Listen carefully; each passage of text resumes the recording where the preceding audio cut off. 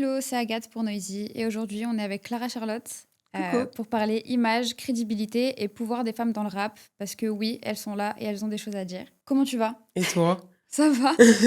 Merci d'être là. Avec plaisir. Est-ce que tu es prête pour l'interview? Toujours. Alors dis-moi, comment est-ce que tu te présenterais si tu devais ne pas penser, on va dire, aux étiquettes qu'on peut te coller? Donc qui es-tu en tant qu'artiste et que femme dans la musique? Je dirais que je m'appelle Clara, que je suis quelqu'un de très très simple, très très lambda. Par contre, j'ai quand même mes côtés très marginaux. Je suis quelqu'un d'entière, d'authentique, de naturel, spontané, extraverti, sensible et drôle, en fait. Voilà. J'ai pu voir ça. Donc tu as participé à Nouvelle École à leur dernière saison. Mhm. Comment est-ce que tu as vécu l'après? Surtout vis-à-vis un petit peu de cette image qui peut te coller à la peau en tant qu'artiste. L'après, j'avais beaucoup d'appréhension sur la sortie des épisodes. Et une fois qu'ils sont sortis, en fait, j'ai réagi d'une manière à laquelle j'aurais jamais pensé. Mon premier réflexe, ça a été de me cacher parce que je voulais absolument garder les pieds sur terre. C'est vrai que ça a pris une ampleur à laquelle je m'attendais pas. Et du coup, j'ai mené une vie le plus simple possible et le plus caché possible, en fait, Mm. pour retrouver un peu mon cocon. Parce que c'est des épisodes qui nous ont remis beaucoup, chacun d'entre nous, dans l'énergie, le mood du tournage. Et, euh, et en fait, ouais, c'est une grande vague que je me suis prise en pleine face, tu vois. Et j'étais pas prête à ça. Il n'y a pas eu de point forcément négatif, pas forcément positif non plus au point de vue personnel. Mais c'est juste une expérience qu'on connaît pas, quoi. Mm. Complètement. Et est-ce qu'il y a des moments où tu as senti que cette émission, elle pouvait paradoxalement nuire un petit peu à la perception qu'on pouvait avoir de toi en tant qu'artiste légitime, en fait? Je pense pas que c'était l'émission en tant que telle qui pouvait nuire en fait à la perception qu'on peut avoir sur l'art des artistes présents dans les saisons. C'est pas l'émission en tant que telle, mais c'est plus comment le public va percevoir une action artistique et musicale qu'on aura effectuée, comment il va le prendre, comment il va l'interpréter et comment il va le retranscrire. Et à partir de ce moment-là, tout ce qu'on fait n'est plus entre nos mains. Mais en fait, c'est la manière dont ça part de nos mains. Tu sais, des fois, on peut faire de la musique, de la danse, de la peinture, et comment nous, on le montre au monde, Mm. même quand les gens se l'accaparent, au moins ils se l'accaparent avec tous les petits détails qu'on a laissés, tu vois, au Mm. fur et à mesure du temps, des années, des mois, des semaines. Mais là, c'est sorti tellement vite Ouais. que les gens, ils se le sont accaparés quelques minutes, voire quelques heures d'épisode, et ils résument ça à toute une carrière, à toute une Mm. vie, à toute une expérience artistique. Et en fait, nous, notre réflexe, c'était d'exprimer au monde que on n'a pas commencé la musique avec Netflix, quoi. Ouais. On n'a pas commencé la musique avec Nouvelle École. Et l'émission en tant que telle, c'est pas ça qui nuit, hein. L'émission en tant que telle, justement, elle met Complètement. la lumière sur le talent qu'on a tous. Mais en fait, c'est le côté télé-réalité du truc qui fait que Mm. dès qu'il y a un geste, une action, une révélation, c'est pris de manière très rapide, très, très éclair.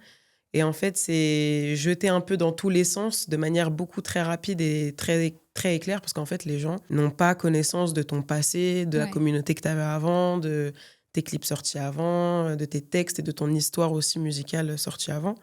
Donc, du coup, c'est normal aussi en tant que public de s'arrêter à ce qu'on voit en premier lieu, qui est du coup l'émission. Complètement. Mais du coup, je pense que tu es encore associé à Nouvelle École. Malheureusement, en tant qu'artiste, on t'associe quand même beaucoup à l'émission. Mhm. Mm.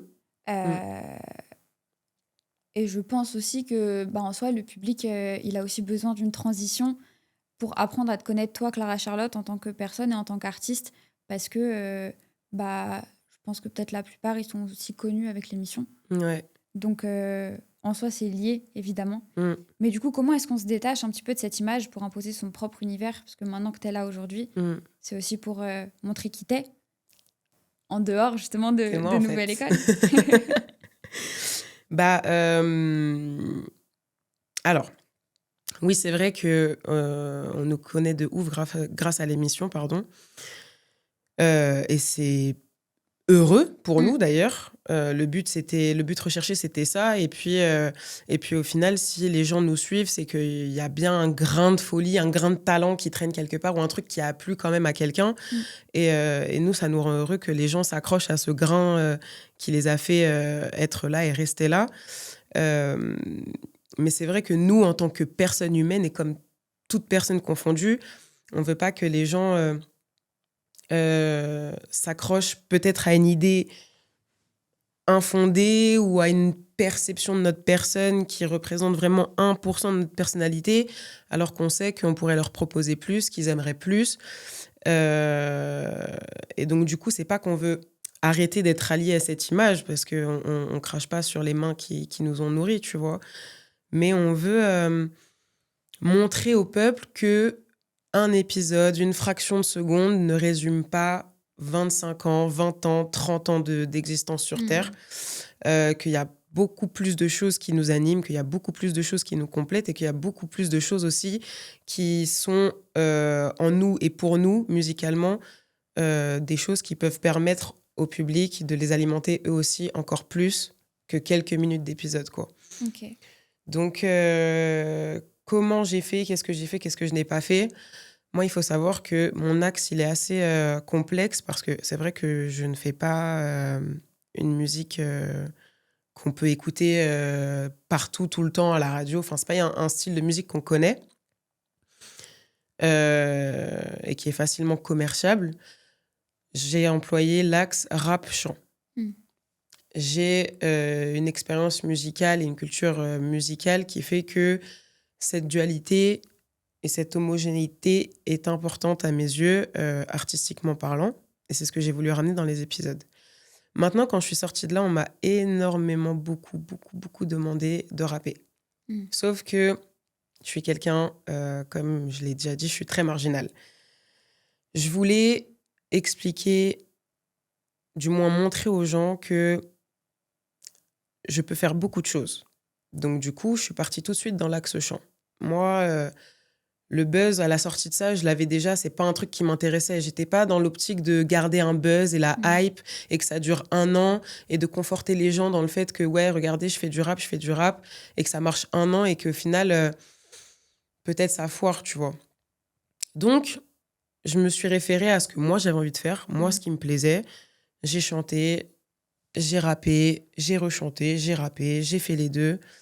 Et en fait, je pense que inconsciemment, faire un peu tout, mélanger un peu tout, les gens, ils se sont à la fois perdus, mais ça leur a aussi permis de se dire « Ah ok, elle fait ça aussi en fait. Ouais. Ah ok, elle fait ça aussi en fait. » Et il n'y avait plus trop cette image nouvelle école à fond dans mon art. Il y avait toujours cette image nouvelle école pour le rap et l'énergie que j'y ai mise et ma partie de personnalité de défense. Mais pour mon côté artistique, les gens, ils ont compris qu'il y avait quand même un monde assez vaste autour, tu vois. Et après, on a quand même continué de rapper à côté avec les freestyles, les planètes rap. Il y a eu les bouscapés. Enfin, il y a eu quand même de quoi servir du rap. Il y a eu un monde rap et je voulais aussi alimenter le côté chant et mélodieux sur le côté, ce qui m'a permis, je pense, de me détacher humainement, corporellement de cette image, de cette case pure et dure de nouvelle école, tu vois.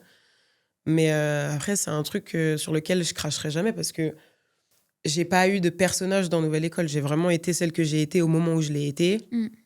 C'est moi, je suis comme ça. Je mènerai toujours certains combats et j'ai pas envie de rayer cette case-là, tu vois. Tant que on me définit pas à Nouvelle École. Juste quand on me voit, c'est Clara Charlotte, c'est pas c'est l'épisode 1 de Nouvelle École, tu vois. Des fois, on arrive en mode « Ah, mais putain, ton bouscapé, c'est trop. Ah, mais ça, ce son-là de Skyrock, c'est trop. Ah, Émotion, c'est trop. En place, c'est incroyable. » Tu vois, on me sort des titres de musique. Là, je me dis...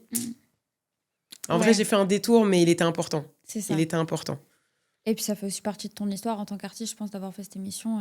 Ça t'a apporté Ça a forcément, quoi. apporté, ça a apporté, mais c'est vrai que, tu sais, c'est comme pour toi, on n'a pas envie de finir ses jours entre quatre planches et qu'on vienne te dire le Clash, nouvelle école. Ouais, ça fait 30 ans. Il y a d'autres choses, je te rassure, en fait, il y a d'autres choses. Et du coup, ton art aujourd'hui, qu'est-ce qu'il raconte? Mon art aujourd'hui, il raconte que je suis une femme qui en a vu des vertes et des pas mûres dans sa vie. Je suis pas la plus mal lotie, j'ai pas été non plus la plus épargnée. Euh, c'est un rap qui raconte que dans chaque problème, il y a une solution. J'ai toujours cherché à voir la lumière dans le noir. J'ai toujours cherché à mettre en avant l'espoir plutôt que le désespoir. Il vaut mieux avancer que reculer. Et en fait, c'est une musique qui met en avant aussi la prise de maturité, tu vois. Je fais de la musique qui attire les gens qui veulent s'élever spirituellement, qui veulent être réconfortés, qui veulent être réconfortants. C'est une musique qui parle de soutien et qui aussi, dans la manière des fois la plus simple, explique que au travers d'un frigo vide et d'un appartement silencieux, je sais ce que tu es en train de ressentir au fond de toi, quoi. Donc, c'est un rap assez mature, c'est un chant assez réconfortant, accompagnant dans les silences quotidiens, dans la solitude et dans les vagues de la vie, quoi. Et je suis une artiste. Mais du coup, j'aimerais aussi qu'on aborde un petit peu ce point de vue de justement être une femme dans le rap, dans la musique aussi en général. Mais je trouve que c'est vraiment particulier au rap parce que c'est quand même un univers assez masculin. Mais donc du coup, quand on est une femme dans le rap, pour toi, qu'est-ce qu'on va attendre de toi? Ah bah, la question c'est qu'est-ce que je dois faire en tant que femme dans le rap pour que, ou qu'est-ce que les gens voudraient voir d'une femme dans le rap en général? Justement, qu'est-ce que les gens voudraient voir d'une femme dans le rap? Bah, moi, je pense que les gens, ils aimeraient voir une femme qui n'a pas peur de parler, qui n'a pas peur de dire des gros mots, qui aborde le sexe et avec insouciance et qui s'impose sans limite, tu vois. Mais j'ai l'impression que c'est un tournant, il a déjà été utilisé, tu vois. Ça y est, on sait que c'est plus une question de femme ou d'homme, en fait. C'est une question de talent. Il n'y a pas de code à avoir pour être une femme dans le rap. Il n'y a pas besoin de se pervertir. Il faut juste être authentique, soi-même. Je pense que les gens, déjà, n'ont pas à attendre de quelque chose, n'ont pas à attendre quelque chose d'une femme dans le rap, en fait. Juste, il y a une meuf qui rappe, bah, soit t'écoutes pas. Au même titre qu'un mec qui rappe, il a sorti un son, bah, l'énergie que tu vas mettre à vouloir cliquer sur play, mets la même énergie pour une meuf. C'est juste le message que j'ai à passer. J'ai pas envie qu'on se dise oh tiens, ah ouais, elle est chaude pour une meuf, hein. Ouais. Genre vraiment, juste, c'est chill. C'est chill en vrai. On a envie de rapper, on a envie de chanter, on a envie de faire de la mélodie ou on a envie de kicker. Tu sais, c'est chaud pour une meuf. Ah ouais, c'est chaud pour ce que t'es, quoi. Mais en fait, parce que je suis moi. Donc, non, je pense que les gens, ils devraient, au lieu d'attendre quelque chose d'une femme dans le rap, ils devraient plutôt soutenir l'humaine dans ce milieu-là, en fait. Parce que on aura beau dire ce qu'on veut, il y a les goûts et les couleurs, certes. Il y a les angles d'approche musicaux utilisés qui peuvent être très variants et différents les uns des autres. Certes, c'est un fait, c'est OK, c'est chill. Mais je pense que si déjà on arrêtait de critiquer ceux qui écoutent les meufs dans le rap, il y aurait plus d'écoute pour la gente féminine. Si on arrêtait de voir d'un œil différent le monde féminin rap actuel, ça laisserait une place plus normale et plus légitime. Et en vrai, j'ai envie de dire girl power, quoi. L'ego, en fait, faut streamer des meufs. Et puis, en fait, les mecs, faut streamer des meufs, en fait. Et c'est chill, genre. Il n'y a pas de... faut pas rendre ça chiant, en fait. Faut pas commencer à rendre ça chiant, le fait qu'il faut mettre les femmes sur le devant et tout, parce que moi, ça me ferait chier que le combat il prenne une tournure qui n'a pas lieu d'être. Mettons les choses sur un piédestal, c'est un fait, mais rendons ça justement normal, en fait. C'est ça qui va rendre encore plus beau le truc. Complètement. Et du coup, un peu vis-à-vis de tout ça, est-ce que toi, personnellement, tu as déjà ressenti un peu une pression par rapport à ton image, ton écriture, ta façon de performer, etc., en tant que femme? En fait, je crois que les gens, ils se rendent pas compte. Et aujourd'hui, je vais le dire sur la place publique, en fait. Les gens ne se rendent pas compte à quel point, en interne, être une femme, c'est être sur tous les jours sur la limite du sacrifice de quelque chose. C'est soit sacrifier les autres, soit se sacrifier soi, en fait. Donc, on a une dignité, on cherche le respect, on cherche l'écoute, on cherche l'attention, mais automatiquement, t'es une femme, on te compare. Automatiquement, t'es une femme, lève-toi, tourne-toi, tu mesures combien, tu fais quel poids, est-ce que t'as un cul, est-ce que t'as des ins, t'en as pas, t'es bonne, t'es pas bonne, ok. Ok, tu sais chanter, on va faire ça de toi. Ok, tu sais rapper, bon. J'avoue que le milieu est déjà pris. Bah bon, par qui? Oui, on a des artistes féminines qui rappent et qui sont au top et c'est incroyable. Mais est-ce qu'il y a autant d'artistes féminines qui rappent qu'il y a autant d'artistes masculins? Je ne pense pas. Donc en vrai, tu vois, on est toujours plus exigeant pour la femme. On a toujours plus un regard très sexuel, très différent sur la femme. On va tout le temps tester. En fait, le truc, c'est qu'on va tester les limites de la femme sur son amour-propre, en fait. Est-ce qu'elle est capable de... À quel point tu t'aimes? Ouais. Est-ce que tu es prête à faire ça, en fait? À quel point tu t'aimes? Mais les hommes, on va pas leur demander ça. Et j'ai pas envie... Et ça m'énerve d'en arriver là, de devoir dire ça. Et j'ai pas envie de créer un combat homme-femme. C'est pas mon truc. Nous, je suis pour l'humain à la base, tu vois. Mais j'en ai tellement... On m'en a sorti mais des vertes et des pas mûres. Mais franchement... Je pense à vous tous, hein.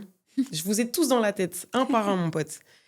Et non, c'est très compliqué. Donc oui, forcément, on prend des chemins...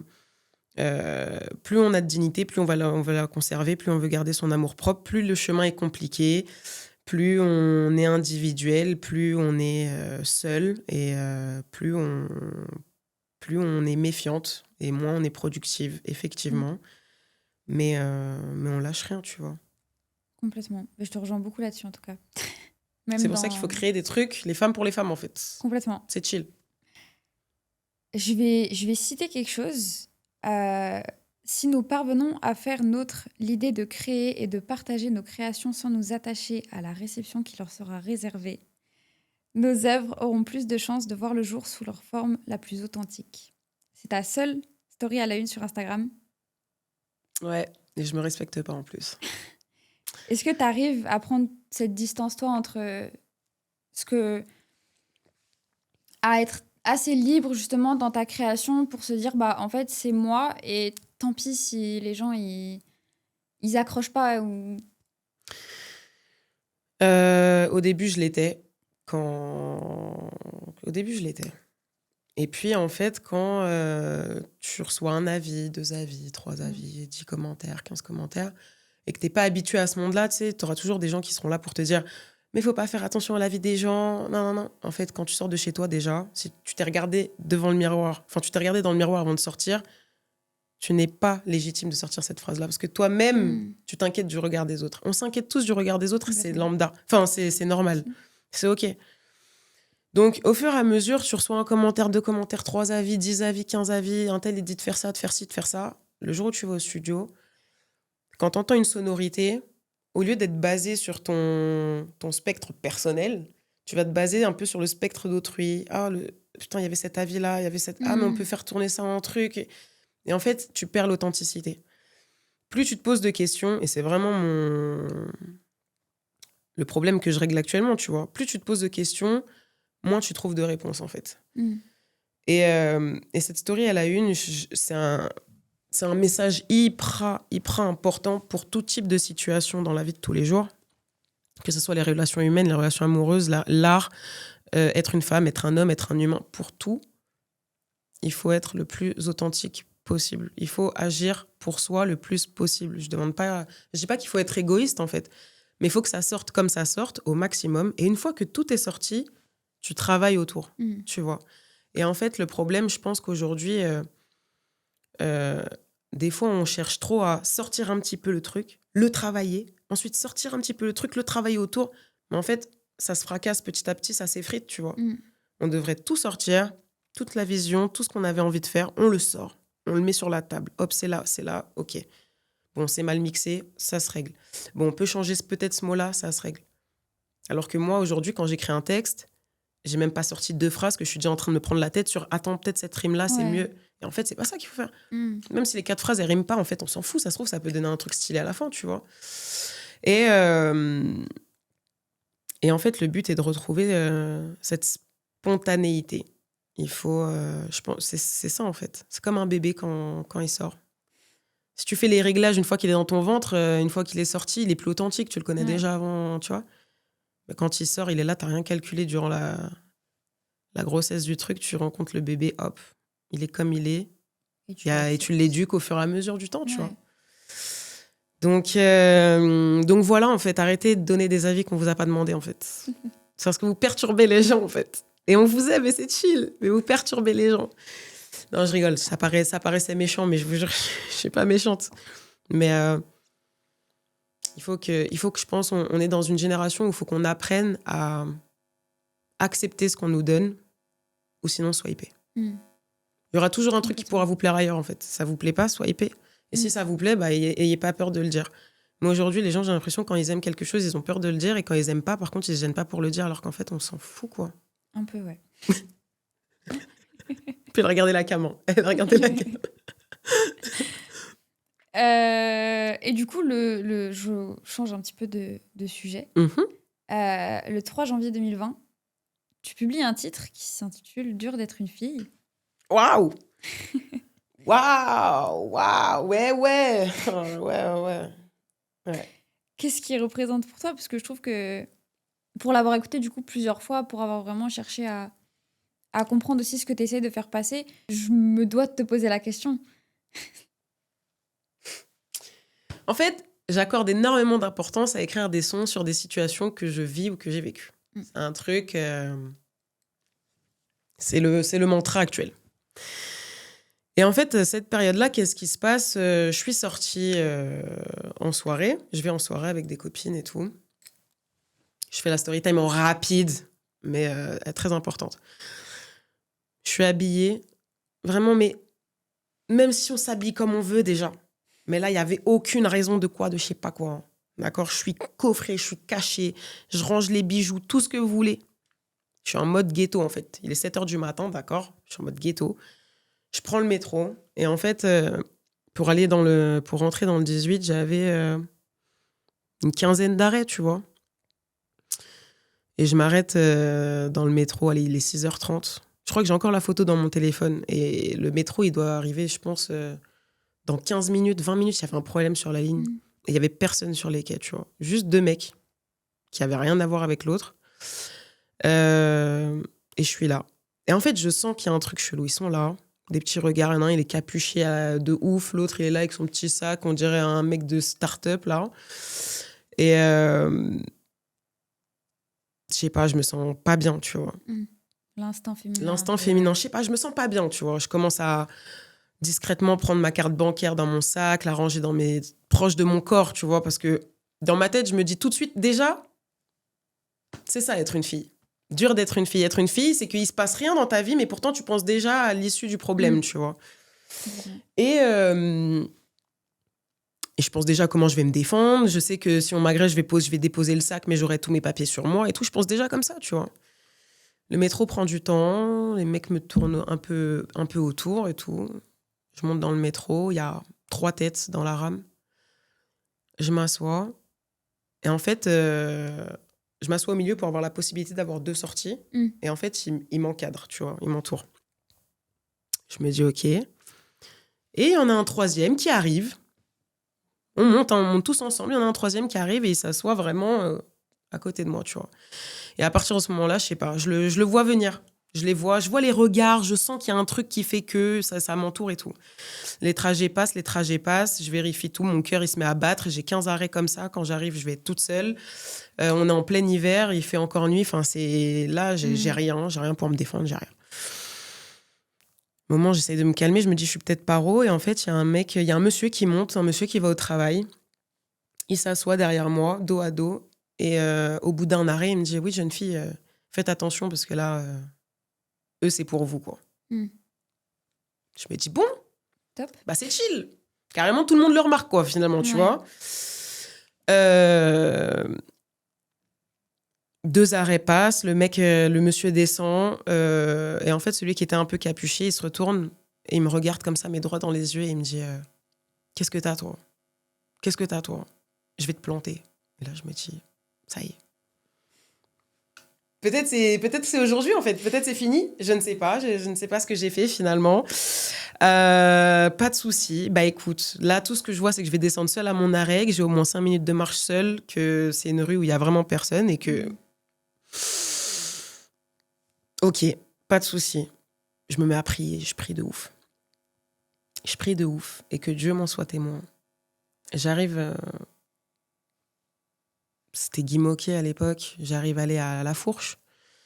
2 mecs qui rentrent, 2 jeunes, un peu dans mon style vestimentaire, tu vois, chill, ils sont là, ils ont fait leur soirée, ils sont pas bourrés, ils sont clean et tout. Bah, j'ai pris mon courage à 2 mains, mais la honte que j'ai eue à ce moment-là, mes seigneurs. Et je leur dis, les garçons, là, on est en train de me suivre depuis une quinzaine d'arrêts, en fait. Est-ce que vous pouvez me descendre avec moi et m'accompagner? Je vous paye un Uber jusqu'où vous devez aller et tout. Et j'étais là, mais je me dis, mais à quoi je suis rabaissée, là, en fait? Franchement, tu vois. Et je suis rentrée chez moi. Mais là, je vous épargne plein de détails, hein, plein de... Et je rentre chez moi et tout. Et quand j'arrive chez moi, là, les garçons, je les laisse à l'arrêt de métro, c'est bon. Les poteaux, ils sont pas descendus. Les garçons, ils s'en vont. Je leur paye le Uber à l'arrêt de métro. Je rentre chez moi à pied. Je suis là, tremblante. Et quand j'arrive chez moi, en bas de chez moi, je pousse la porte et tout. Et il y a un mec qui arrive, qui met son pied sur la porte. Et je me dis, mais en fait, aujourd'hui, on veut me tuer, en fait. Aujourd'hui, on veut me tuer, finalement. Il essaye de me voler mon téléphone. Je suis là en mode, je le pousse, je coince son pied. Il sort, j'arrive à bloquer la porte. Et je rentre chez moi en courant, mais comme une malade. Et j'appelle ma mère, je me souviens, j'appelle ma mère. Et je suis là en mode, je t'aime, j'espère que tu vas bien. Je sais pas, j'ai vu ma vie défiler. Comme une malade et tout. Et je fais je sais pas, premier réflexe, je fais un live et je dis, mais en fait, là, ne laissez... Vous voyez, c'était vraiment un live pour remercier les hommes qui interviennent, en fait. Ou au moins qui protègent, qui sont des hommes, en fait. Et de là, je reçois plein de témoignages et tout, et je me dis, c'est mort, je vais en faire un son. Parce qu'en fait, franchement, j'ai reçu au moins 400 témoignages dans les 3 jours qu'on suivit, tu vois. Et ouais, j'avais fait un post à l'époque avec tous les témoignages, j'avais fait plein de posts avec tous les témoignages et tout, je m'étais pris la tête et tout. Voilà. Sacrée histoire quand même. Ouais, chill. Le quotidien finalement. Malheureusement. Ça devrait Hélas, pas. ça ne devrait pas. Mais du coup, bah, j'imagine que ce son quand même, il doit représenter aussi quelque chose dans le sens où ça en devient potentiellement, ça peut en devenir une force. Je pense que l'art peut devenir une force et une manière de revendiquer aussi des choses. Euh, et du coup, j'imagine que en tant qu'artiste, tu dois subir quand même beaucoup de pression aussi. Peut-être que tu te mets à toi-même, que X ou Y personne peut aussi te mettre, que les commentaires peuvent te mettre, que les avis peuvent te mettre.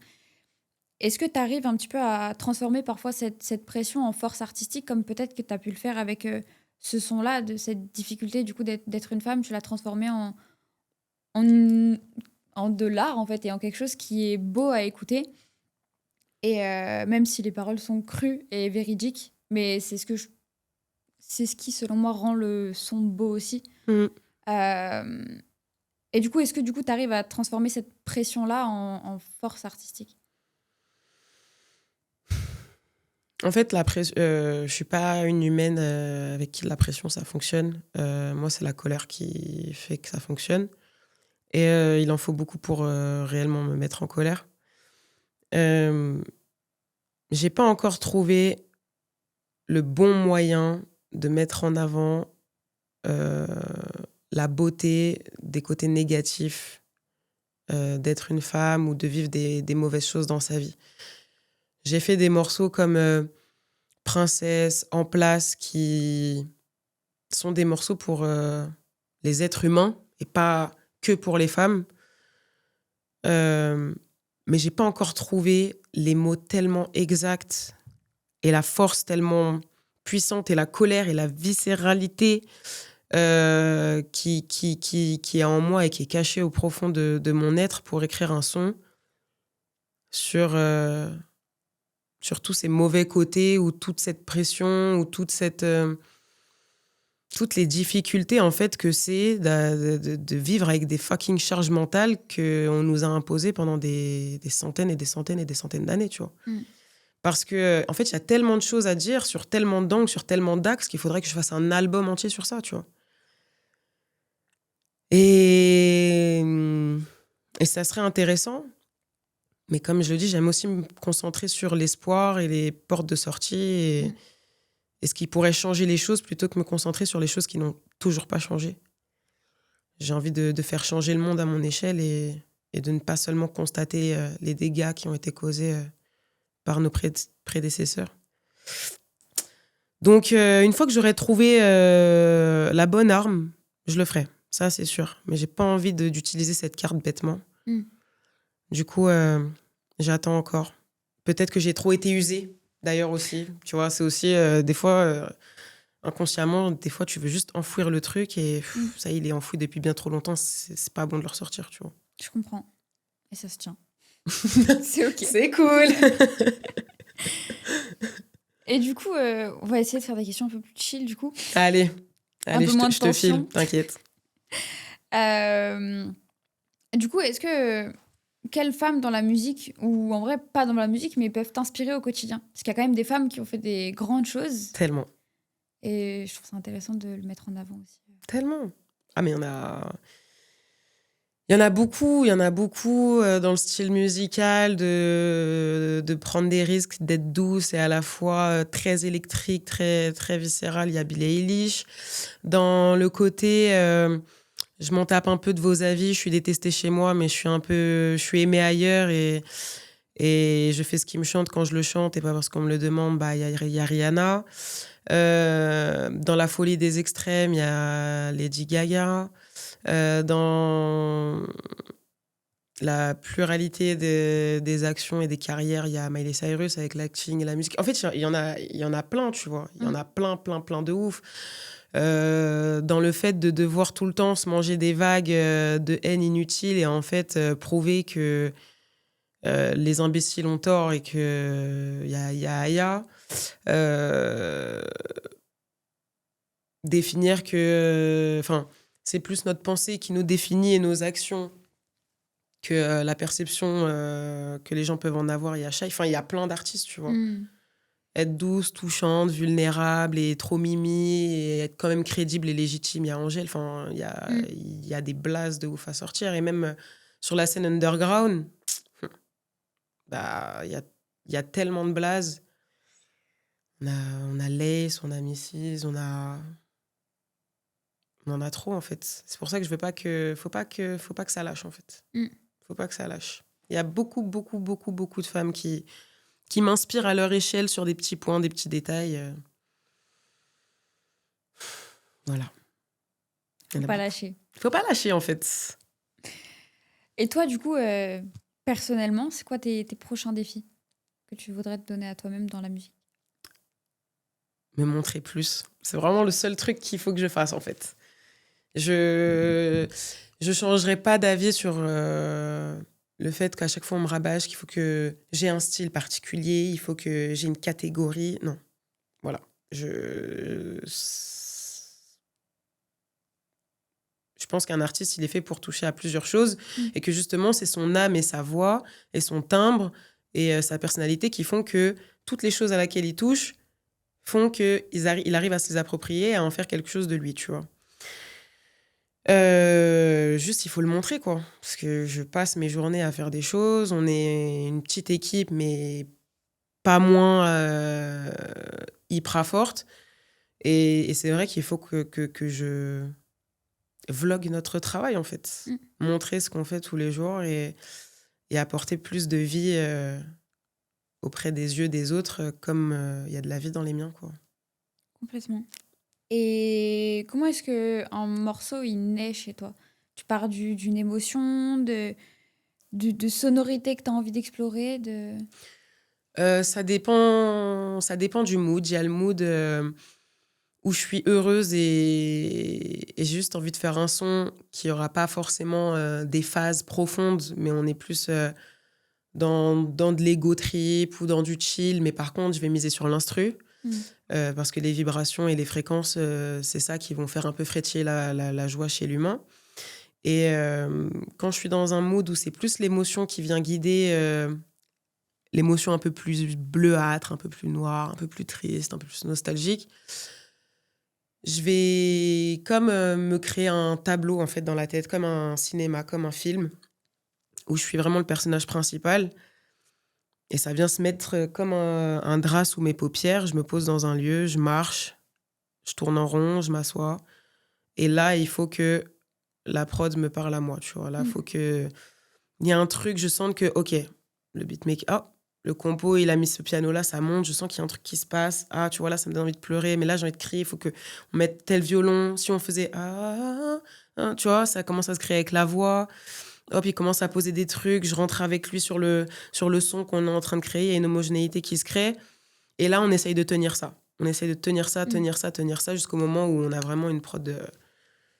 On a une musique qui s'envole, qui fait envoler les esprits. Et ensuite, je dois écrire dessus. Et là, c'est à moi de faire honneur au truc, tu vois. Et de pousser encore le truc plus loin avec les mots, les placements, les armos, les ambiances. Et c'est là où tu crées un peu l'identité de l'artiste, en fait. Voilà. Donc, ça se crée dans cet ordre-là, finalement. L'instant, le moment suspendu. Il faut que rien se passe. Il faut qu'il n'y ait rien à faire le lendemain. Il faut que... On m'envoie pas de message parce que sinon le tableau se perd en fait. Tu te Et distrais c'est dommage. et puis après Moi je suis distraite mais perds le tellement fil. facilement. En plus tu vois, je pense dans cette interview j'ai dû passer d'une phrase à une autre, à une autre, à une autre. Et Non, pourtant ça Dieu va. sait que je me concentre. Je me concentre. Non, mais ça va. Dans une interview, tu décris ta musique comme quelque chose de poétique et psychologique. Ouais. Est-ce que l'écriture, c'est un peu comme une thérapie pour toi? Ouais, l'écriture c'est comme une thérapie parce que quand tu parles, tu dois trouver tes mots, prendre le temps de les trouver et puis avec l'intonation, etc. Il y a tellement de choses qui peuvent être mal interprétées ou il y a plus de vie, mais du coup, c'est plus, ça vole plus dans l'air, tu vois. Alors que quand tu poses les mots, que tu écris, que tu cherches à trouver une rime parce que c'est plus agréable, il y a une forme qui est prise dans ton oreille, sur ton tympan, avec telle rime ou telle forme de rime ou telle forme de succession de phrases, ça donne une certaine férocité ou pas à ton texte et à la manière dont tu vas le dire. D'où, si je prends par exemple les formes de phrases de Lesram ou que je prends les formes de phrases de Jossman, on va pas avoir la même énergie, tu vois. Il y a une énergie où on est plus dans le houlé, il y en a une autre où on est plus dans le tu vois. Et ça apporte une énergie différente. Et du coup, non, j'apporte extrêmement d'importance à l'écriture parce que c'est peut-être pour ça que je me prends trop la tête, parce qu'en fait, la manière dont je vais l'écrire, ça va être libératoire d'une manière semblable à comment je l'écris.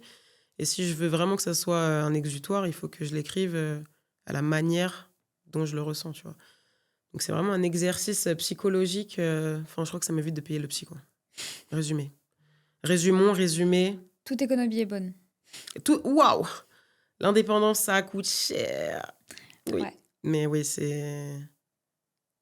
je pense que ça... Je serais plus là pour en parler aujourd'hui s'il n'y avait pas eu ça. C'est chill. C'est ok. chill. C'est OK.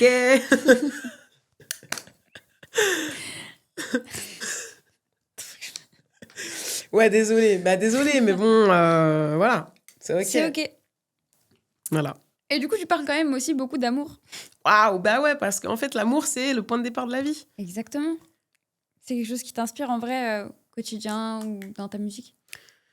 Bah, l'amour, les gars, l'amour, on aura beau dire ce qu'on veut, on aura beau le vivre comme on veut. L'amour, c'est le point de départ de tout. Tout ce qu'on fait dans la vie, c'est parce qu'on s'aime soi d'abord.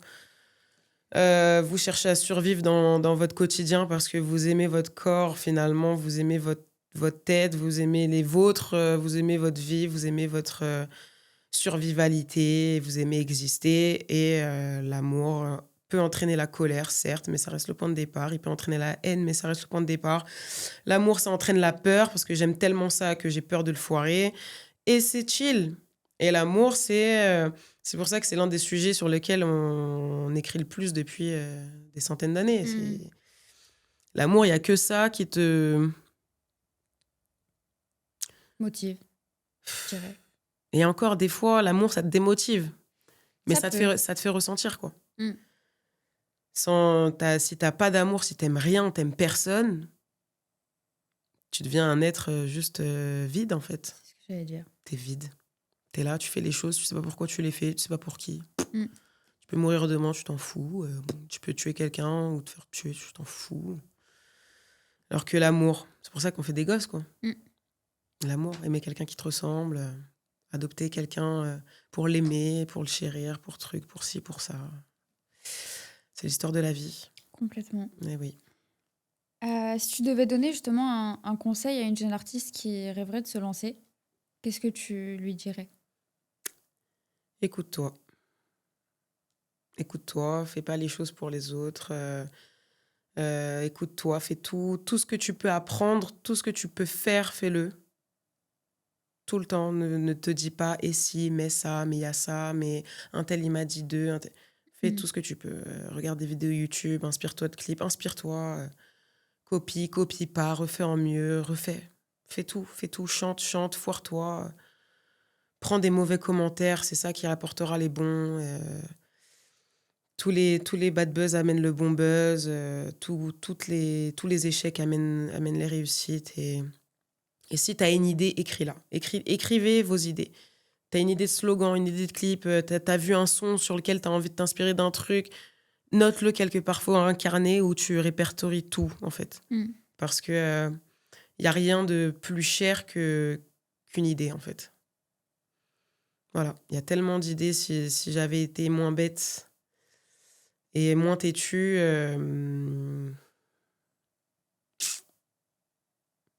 Et c'est chill. Et c'est chill. Toujours. Donc voilà. Ok. Et du coup, c'est quoi la suite pour Clara Charlotte, là? La suite pour Clara Charlotte, c'est